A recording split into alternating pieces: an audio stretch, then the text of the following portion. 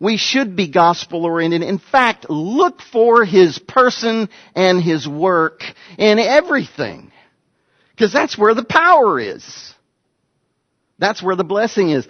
For instance, we should look for the gospel in the things that we consume in our popular culture, like books and movies and music. You should be asking, where is the gospel in this, or does this contradict the gospel here? And we want to be careful because a lot of Christians today take their doctrinal cues from popular culture, even over the Bible. I mean, it's an easy thing for culture to do. All they got to do is generate an emotional narrative. Okay, that's step one, is to get you into an emotional flow here. And your feelings are caught up in it. I don't know, maybe it's a story of great sacrifice or suffering or tenderness or forgiveness, and you're way down the road if you're caught up in the feeling of that. And before you know it, you're buying the position that they are selling. And you don't even know it. Like, for instance, there's a movie out now. Sorry if some of you have seen it and liked it, but the Shack movie. And there's an emotional narrative that's generated in it. And you get there, and before you know it, you're caught up in it. And before that we go down the road with any emotional kind of sensation, we should stop. We should ask ourselves, does this check out with the gospel? Especially these allegedly Christian-ish kind of movies. Like in this one, they're trying to portray the Trinity. Theologians have generated a long list of core doctrinal problems with this thing. But anyway, you get involved in it, and you see it, and you should ask yourself, before I allow myself to be caught up in the narrative, does this check out with the gospel of Jesus? Does this check out with the gospel like in Romans? So I might start by asking myself, does this piece of popular culture suggest that there is no such thing as sin? That all of that has just been invented by religious people because we like to make other people feel bad. Does it do that? And if there is such a thing as sin, does this popular piece of culture suggest that God is ambivalent toward it?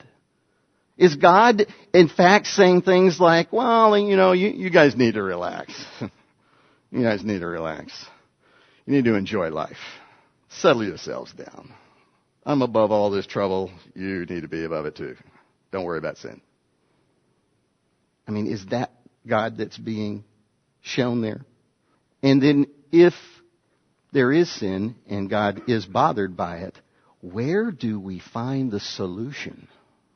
See, we ought to run everything through a filter like this. Where is this suggesting that I find righteousness? Does it involve digging down into my enlightened self to find it?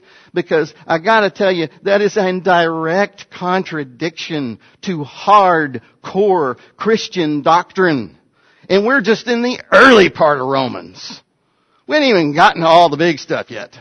This is foundational stuff. Stuff, your third grader ought to know. But that we adults forget because we got caught up in a feeling in a movie over buttered popcorn.